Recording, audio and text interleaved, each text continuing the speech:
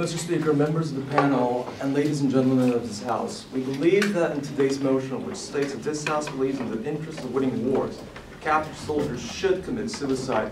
First of all, before we start this debate, we need to set the definitions and the context of what this debate exactly is.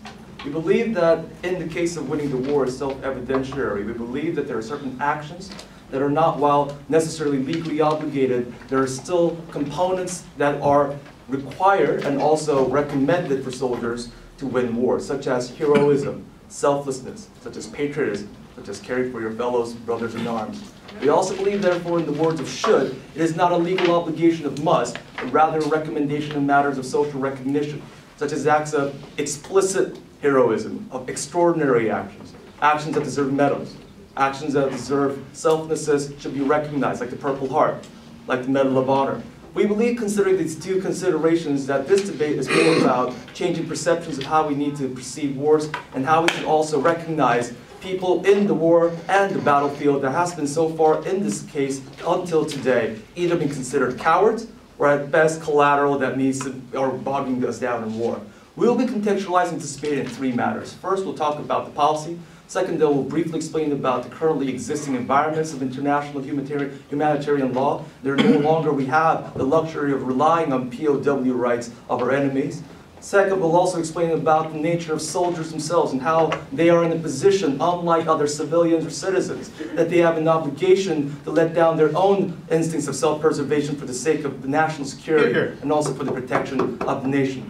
Third, we'll also tell you the explicit and the actual harms of what you might give the enemy if you stay alive in these circumstances, in the environments that we have today. So first and foremost, the policy. We believe while it should not be a matter of court-martialing or laws where you do not commit suicide in these circumstances that you will be punished, we still believe that the government society should recognize and commemorate the people, the courage that they have sacrificed their own lives for the sake of protecting information or denying the enemy the morale, to cut the morale or propaganda and whatnot, that these are equally valuable assets to the enemy, and by denying them this kind of advantage, by sacrificing their own life, as if you have sacrificed your own life jumping into the battlefield and having no regard for your own life. These things should be memorized. These things should be celebrated. These things deserve medals. We believe, therefore, that there should be a change of perception, and therefore the government will not only praise those activities and actions, but also commemorate them officially. We will also put them in national cemeteries for those that have committed such heroic acts.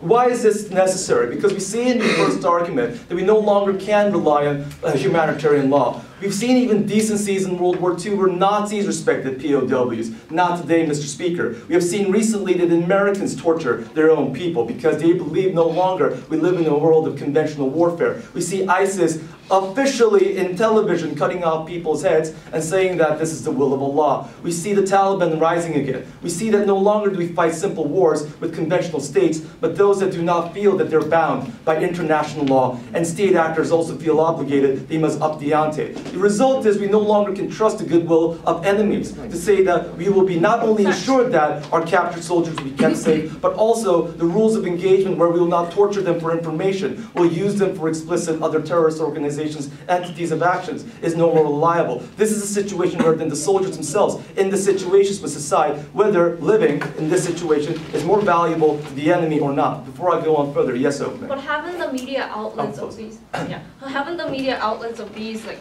POWs not committing suicide but being tortured and being killed by the villains have won moral high ground for the ones fighting the war, like the US? Explicitly, the actual characterization is not true. Whenever we saw people in Vietnam being murdered, that was the first initial movement where America no longer wanted to fight that war. We saw Cassis coming back in from Iraq. That was the initial reason why America no longer wanted to fight anywhere where it had sand. We believe that these kind of actions, such as Black Hawk Down, after we saw American Marines being dragged on by rebels in jeeps and being tortured and mutilated, was the reason why nobody ever wanted to go back to Somalia again. No, we believe that these kind of actions actually deter democratic insight and movements for people to go and fight necessary wars. Now, second then, what about the nature of the soldiers themselves? We believe that soldiers serve a different class and status as played in the Republic. There are people that are in the downsides of civilians, but there's a different class of soldiers that demand different treatment and different morale and nature. Basically, in normal human cases of governments, we must respect and also protect the sake of human life and dignity. But when it comes to soldiers, you must put down your personal self-preservation for the sake of the preservation of the state. What we mean by this is that you must must listen to orders where you know that you will have a high likely possibility, if not the certainty of death, for the sake of protecting your own country by fighting enemies, and also denying you any advantage or any case where you might jeopardize the people within. We believe that unlike the case where you fight and put down your life in battle, you equally must do so to deny other kinds of crucial elements of advantage. We'll be explaining that more in the third argument. But what we are asking for you and agreeing to is that we already agree in society that these are the implicit or explicit demands and also the obligations of soldiers. We have a different set of moralities and ethics when we say that when we have soldiers fighting for their lives, we think it as heroic, as brave. It's also part of their job. We believe in an extension of this belief, and also within our society recognition, there's a double standard when you fight a war and get a bullet in your head, then it's heroic and deserves a medal. But if you're in a POW camp and you commit suicide, consider that there are same considerations that you also wanted to deny that. There is either one, at best case scenarios, no recognition, or secondly, call them cowards because they chickened out. They just hit punched the card. We believe that this is an unfair treatment at best. We believe this is important at worst because we do not recognize the bravery that these people had to face through. Think about the situations of these people in these POW camps. These are not cowards. These people know the implications of their demise, but they still chose to do so for the sake of their country. We believe that not only is this the nature of a soldier where the government can ask them to do so and recommend them to do so and celebrate them, but also soldiers have a moral obligation in these cases within the extension of their roles to do so as well. Finally, then what are the actual harms? We see today that we see numerous tactics of interrogation to extract vital information. But even if that's not the case, we do so in terms of revenge. We see the cases where people's heads are being cut off, either or not if you provide vital information. That is one aspect of practical, explicit tangible harms, but also we have implicit propaganda, lowering the morale of soldiers, not only in the military itself, giving fear that you are not protected under POW laws, but also the democratic citizenry that no longer supports necessary wars and situations that are necessary. We also see that these are used as recruiting tools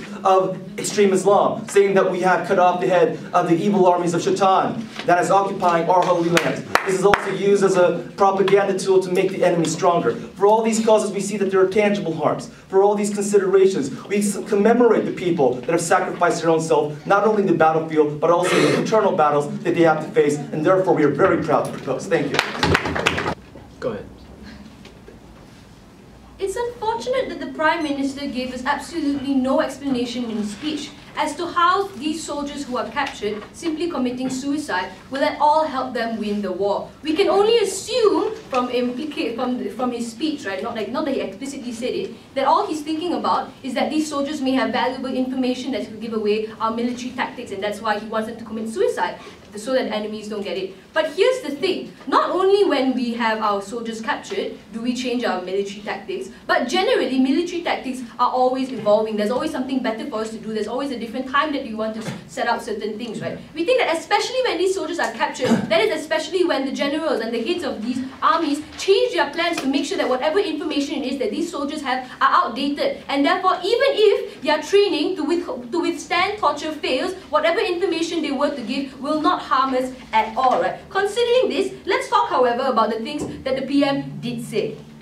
Two things, on the model and on how torture is painful and our soldiers are unsafe. First, on the idea of the model, they told us that it will only be encouraged, therefore there will be no coercion into it, and they would simply be celebrated if they were to choose this. But sure, right, even if you only encourage this, when these soldiers on the ground are told that the best way to win the war, even though it wasn't really proved in the PM's speech, when the best way for them to win the war when they are captured is to commit suicide, we think that it's very difficult for them to not make this decision, right, to commit suicide, especially when they believe that it's highly unlikely that they'll be rescued, because their comrades also believe that they should have committed suicide, and therefore a rescue mission would be invalid. But the second idea that they told us was this. Basically, torture is painful, our soldiers are unsafe, let's not let them die a painful death. But here's the thing, our soldiers are always unsafe when they are on the ground. That is something that they opt into. We understand that of course it might hurt a lot more to die of torture than of course maybe a bullet on the battleground. But we think that precisely what their analysis was on how soldiers opt into putting down values of self-preservation for national security, this is when we think that those values of self-preservation must be put down to also include, no thank you,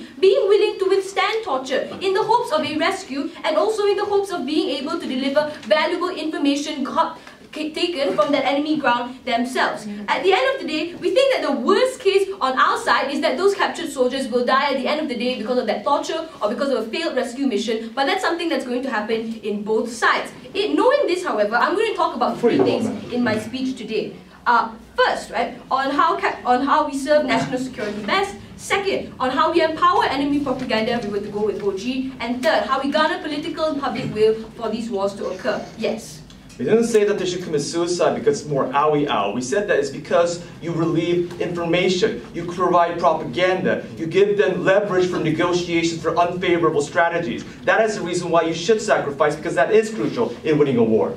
What kind of leverage is there when these soldiers don't even exist anymore, when they're dead? What can we say? What kind of incentive is there anymore for other soldiers to get in and try to rescue them? No, thank you. So how do we serve national security best? We think that captured soldiers are usually tortured for information. But the thing is, they're already trained, right, to not bow to these kinds of forms of torture. But most of the time, especially as I said earlier on, they do not have the most recent information because military tactics are always changing, especially when we know that there could be a breach of that information when some of our soldiers are captured. But what is more important than that? We think that the information that these soldiers, who while they are being tortured, when they overhear, the military guards talking amongst themselves, or when they understand certain things from the questions that they're being posed to, the kind of information that, while maybe minimal, is something they can still get from this. We understand, however, that there is no certainty in that every single soldier that gets captured will get this information. But that uncertainty is something that we're willing to deal with. Why is that? Because we don't think that certainty is ever a major component in war or military tactics. Why is this? You can see an example, a parallel of when the UN sends its peacekeepers into a military or into a conflict zone. There is absolutely no guarantee that these peacekeepers will be able to keep the peace, that they will be able to come back in one piece. But why do they send them there? Because while it is uncertain that they will do anything, what is prioritized in war is the chance of a gain and not the hope of cutting losses. We think that it's a lot more important than, therefore, considering that there is a chance that we can get information from them, that we keep them, that we allow them to, that we don't make them, want to commit suicide so we can get it later on. But let's talk about my second idea on how you empower enemy propaganda, which is directly in contention with what they said. We think that a lot of enemies, when they capture people, when ISIS beheads its journalists, the main reason why they do this is to strike fear in the hearts not only of the soldiers, but of people, civilians on the ground. They do this to propagate the rhetoric that they are stronger than us, that they are stronger and their military is so much better than ours. We think that when soldiers, captured soldiers especially, commit suicide on their own, it increases the morale of these enemies because they believe that they're so afraid of us, they're so afraid of anything we might do to us, that they would just rather die. They believe that our soldiers are therefore incompetent and unable to withstand the pressure of torture. We think that because we don't offend on them, because we don't wish to, make any offensive kind of missions towards them, it propagates the message that we are afraid and unconfident to attack the fort, right? What does this mean? It means that the enemy soldiers are allowed to have the upper hand in morale. It makes them even more emboldened to go further because they know that we are afraid of them. But what is the second level to how you empower enemy propaganda? It also means that existing soldiers, whether or not they are captured, also have a decrease in their morale. Why is that? Because even though in status quo, generals always tell their soldiers, I'm not going to leave you behind, I'm going to do my best to make sure that you survive this. Now it's more like, you snooze, you lose. If you get captured, you're probably going to be dead. We're not going to come back for you because we assume you will have committed suicide. No, thank you. Now when a soldier is on the ground, when he's about to go into a mission, they look at their comrades and they only see people who wouldn't care about their life. All they can see is people who would leave them behind if they were to be able to fail in that mission. We understand that soldiers consent to dying on the field, but that consent only goes so far as they know that their team will still look out for them and still care for them. This harms their ability to go all out and attack because they know capture would mean the end for them, and that's horrible for the morale of these soldiers. But the third idea is that on political and public will. We think that firstly, families are less likely to want to send their children into war when they know that there will be no one looking out for them. Because even in the cases of whatever it is that they want to talk to us about, at least families are more likely to want to weigh out, that national security is important when they know that at least their child will somewhat be looked out for, even if there is a chance of torture, right? In the flip side, because people know that not only is national security at stake, they'll be more willing to be supportive of these invasion plans. And it's the support of families and people on the ground that not only leads to an increase in the amount of people who want to join the military, but also a support for the kinds of plans that we can make for invasion. Without the support of people on the ground, you cannot launch any of these strikes, and national security will always be at risk. Thank you. As a teenager of Korea, who has to go to military, I know what it feels like to have being demanded selflessness and bravery. And a lot of men here who's in the Korean citizenship will know that. Being called a soldier, not a Gwen, being called EDiS, not by name, that is the reason why the military spirit is totally different from that naive civilian spirit that the leader of opposition just showed. You don't have to go to military. I do. Okay, going on to the most important part of the debate, the two questions that has been taken out in this debate. First hand, the practicality. Now, we gave you a clear policy. We're not going to villainize you just because you don't have a Medal of Honor. This means that this is a recommended plan that is necessary to be taken by as a soldier. The only response that came out from the leader of opposition is this. That they told you that, oh, these people will feel that they are demanded to die, that they are demanded to commit suicide. Well, we recommend so, because that is important for you to not to push the military to make sacrificing actions, to sacrifice your comrades to try to save you. Exactly. They told us that we have to, there's a reduced possibility of sending rescue plans. That's exactly our point. We think that when we send unnecessary rescue plans, when we do not know whether they're missing or not, whether they're actually dead or not, when these things are not certain but still has to send rescue plans, that's the point where we're losing resources. That's the point where we have to make unnecessary strategic change that they claim beneficial, but we claim at the point is unnecessary and also harmful for doing necessary military tactics. That's the point that we told you. This is a policy necessary, but also to follow the spirit of military. Now the second point is regarding the harm. There was a lot of nitpicking points regarding harm. The first question that they doubted us was regarding no thank you, was about the decreased morality, because the upper people always tell you that we're gonna save you, man, we're gonna go back to your family. Well, is that what you heard when you were in military, ladies and gentlemen? That's not what you heard. You were told as a soldier that you gotta stay at the last of even a losing battle to sacrifice your life and do a selflessness action over for the civilians. That's what you're asked for. So maybe once in a time the guy says, well, we'll go send you back to the family. But more importantly, before even all that merry and cherry talk, these soldiers know when they became soldiers that they have to sacrifice themselves for necessary military tactics. So there is no decrease in moral. Secondly, they told you about the decrease in moral about the public. Ladies and gentlemen, we gave you examples of Vietnam War and all these countless examples by my awesome Prime Minister. This exactly tells you that whenever situations show that public looks at this, their own families dying, you don't feel the sense of, oh, these men died for our country. That's not what you feel. But instead you feel fear of having your men and having your family member cut off your head. But we don't like it either. It's not what we're trying to promote. But if you're trying to end the war fast as possible, to reduce much more casualty that might happen, you don't want an internal nation having conflict regarding war. In war, you gotta stay united. You gotta stay a public who can support a government who can finish this war fast and effectively. Apparently, that's not the leader of opposition. Sorry. Moving on thirdly, no thank you, about the outdated information that they gave you. They told you that soldiers have outdated information.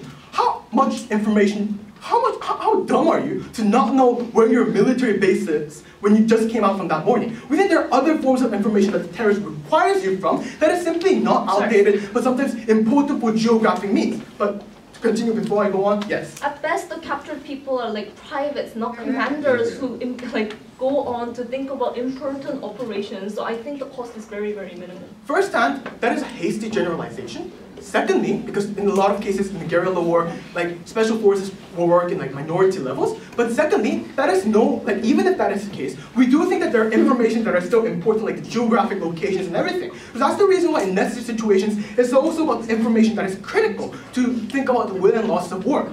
But thirdly, we gave you this idea that it also decreases public morality. This public morality simply had no response and lack of response to simply say people will feel sorry for it. That is not true. That is the reason why our harm principle still stands. So basically, they didn't respond to the idea of our first two arguments, the principal arguments that we gave you, that POW does not stand, and secondly, about how the meaning of being soldier and what kind of requirements that you have as you become a soldier. We think that there should be an explicit response from at least the deputy leader of opposition regarding these two principles if they're going to keep saying that soldiers are merry people, that we love you and we're going to save you and we're going to send you back to the families. Because obviously in reality, let's face it, it's not true. Now, this leads to my last argument, which is about why you risk your comrades. This is another important point. Now, they continue to tell you that saving these people and having this rescue mission is important. But firsthand, when you get captured, you don't know if that guy is captured or not. Most situations. It's either you're missing in action or you're dead in some valleys in guerrilla war. You simply don't know. Then, even after that, like the leader of opposition explicitly said, we still gotta send them armies and like rescue missions and risk our military comrades. I'll further explain, but before I go on, yes? The reason why many soldiers dedicate their lives to the country is because they're aware of the fact that the country is there to back them up. But this message that you're sending is the fact that the state is going to abandon you once you're not sure of their lives, whether they're alive or dead.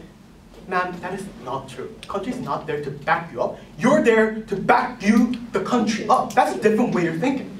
The reason why you become soldier is because you wanted to sacrifice your life. You accept it to the choice that if you become a soldier, then you gotta sacrifice your life, right? In those situations, then why would, if that is true, then why would countries knowingly and willingly send those individuals to battles where they're sometimes sure to die, where you know that there will be much more casualties and much more higher percentage to die? You still have to go. If country was there to back you up and that wasn't the case, you'd be like, oh, you little soldier, I'm going to take care of you. That is simply not the reality. So if you really want to argue that, please then first respond to the first two principal arguments that has been still unresponded by the opposition side. Then moving on to continuing my fourth argument regarding your comments. Now, ladies and gentlemen, this is like an extension of what we're talking about, the lack of resources and lack of strategic change, right? We continue to tell you the military has to be strong, that when there's necessary strategies, you shouldn't change in the middle of the way. You shouldn't change your horse while you're crossing the river, as Abraham Lincoln said during the Civil War. In this case, if there's a strategy that is necessary, you keep on no matter what is happening. And if that was the case of opposition saying, oh, we gotta save them, those kind of things actually do deter these necessary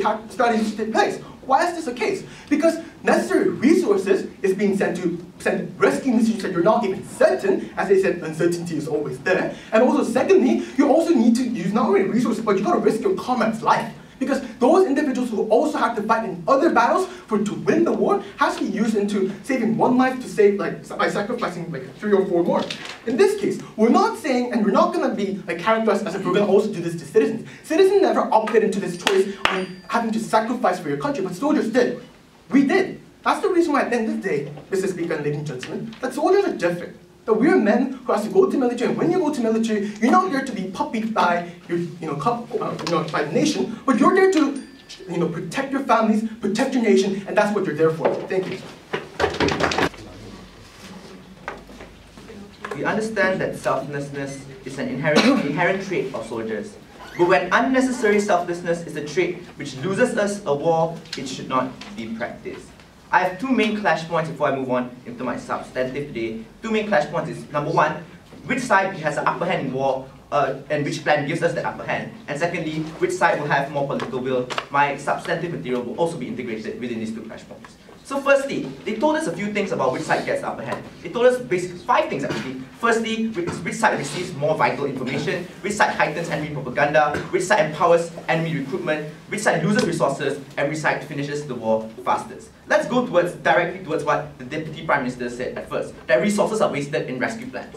Firstly, we understand that there's a lot of strategic planning put into place before we actually go on these rescue missions. So even if there are resources that are wasted, it's largely mitigated. But let's go with their best case, right? We concede at worst that some resources are wasted. But we think that the benefits of saving these soldiers outweigh the harms of losing 1 or 2 lives. Because you have to understand that these soldiers which are captured in these forts contain extremely strategic information about the enemy's locations and enemy's strategic location and troop positions, right? We think these are things that soldiers are trained to garner out of individuals at the moment they are captured, right? They're not captured there and made into assets which are useless, but they are individuals who can also garner information from the enemy troops as well. Even if that information is extremely limited, it's better than nothing at all. We think that secondly, if this is the, if wasting resources is a yardstick for individuals to not go into rescue missions, then we should never go into rescue missions for civilians as well. Because we should never waste resources if we're in the interest of winning a war. Because if saving civilians as well are going to waste our troop soldiers. But we don't think that's true. We think more often than not, we go in to save these civilians because we have a duty to them, so do we have a duty to our soldiers. And especially when these soldiers contain beneficial information which we can use. We think these are situations where resources can be wasted for the benefit of our side.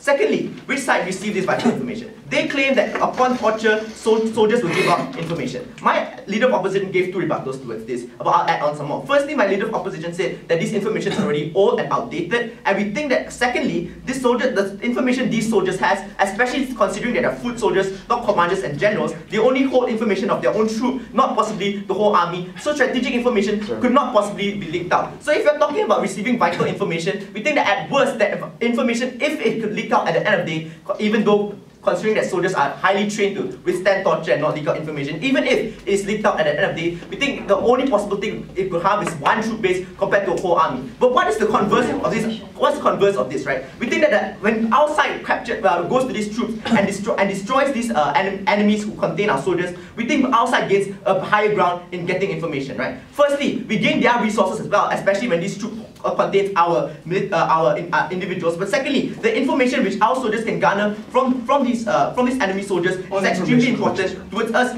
allocating their troop positions and to us getting certain information which is vital towards ending the war very fast. Yes, sir. Your leader of opposition characterized these people as grunts that don't know anything, but then at the same time they can withstand torture, whatever. Now you're characterizing them as if they're 007. Please clarify what kind of soldiers you're talking about. And second, how can we be so sure that they're always going to be soldiers and not commanders that actually know more? Okay, look, firstly, I thought you were Koreans who went to war and who went to military training, right? Aren't you trained to withstand torture? We think most of soldiers are trained to withstand torture in most situations, and even if you're not, then we don't think that individuals should be going to war in the first place. You're not able to catch the bullet, or even to not able to stop a bullet from hitting your comrades or things like that. Then why are you in the war in the first place? Obviously, considering your memory characterize these soldiers as individuals who are out there for the best interest of the nation, we think these are soldiers who are willing to sacrifice their life compared to giving out information for the nation as well. These are characterizations which your own DPM painted as well. But if you're talking about commanders being captured at the end of the day, we think that's all the more reason why we should go in and save their commander, right? Losing our commander in the war means losing the morale, losing the war as a whole, losing all our information at the end of the day. We think committing suicide will give the enemy the upper hand in that war as well. Thirdly, which side heightens enemy propaganda? They told you that when these individuals are captured, we think that they heighten enemy propaganda. We don't think so, right? We don't think soldiers are as incompetent as that. We think that the moment you allow soldiers to commit suicide is the very moment what my LO told you, the things my LO told you will come true. That these enemies will believe that our troops are incompetent, they are afraid, and they are incapable of capturing back these soldiers which we have captured at the end of the day. This heightens enemy propaganda and allows better recruitment, which what they painted, right? So that we have captured these soldiers and they are afraid to come back at us, right? These are individuals we can be shown as individuals as our war prizes, right? Our trophy prizes of war. That these are individuals which we captured and were not able to withstand our torture at the end of the day, therefore they committed suicide. These are circumstances which we would rather not have under our side. But okay, last one, yeah. So, in a lot of cases, there are informations regarding where the terrorist wants, where the base is, or where the entrance plan is, and all these things that even normal soldiers know. How these geographic information that is highly likely to terrorist activities safe for individuals and terrorists to know in the first place? Look, if you're characterizing that these terrorists or these individuals who capture these soldiers know little to nothing about their own troop positions, then we can use the exact same characterizations as for our soldiers, right? They know little to nothing about the whole army's troop positions as well. So even if this information is leaked out to these enemy soldiers at the end of the day, it's mitigated, and at best, it's little to none. So we think that at the end of the day, if that's a correct characterization of foot soldiers, we think that that harms your side as well. Lastly, going to the second clash point, which side will receive more political will? And we have to understand that political will is extremely important. Because if we pull out of the war, like how we pull out of Somalia in Mogadishu when we saw 2 American soldiers getting beheaded, we think these are situations which will inhibit our ability to win those wars and save those countries which are intervening in the first place. Look, and this is where we draw a parallel to the situation in Mogadishu. We understand that those soldiers were murdered, but those were violations of principles of warfare, right? We think under our side, when these soldiers themselves willingly commit suicide, it will create a worse will detract even more political will than what happened in Mogadishu. This means a few things, right? Firstly, our nation wasn't even capable to intervene in the first place, right? This means that soldiers at the end of the day, or even people on the ground who gave us political will to intervene in the first place, don't believe that our troops were capable of intervening and should have never intervened in the first place, gives us more justification for us to pull out of those warfares to begin with. But secondly, there's less likelihood of us sending more resources towards an incompetent army at the end of the day. Why would international backing come towards these individuals who are incapable of saving their own soldiers and yet let alone save the countrymen and the civilians within that country which they're intervening in the first place? We think these are situations which the international community will consider and say that this is an army which is incapable of saving their own soldiers, let alone save this whole nation. Why should we send resources and more troops towards this warfare? We think at the end of the day, considering that individuals will receive less political will and most likely pull out of this warfare due to lack of resources and lack of political backing, we think this is war which we would most likely lose if we allow these soldiers to commit suicide.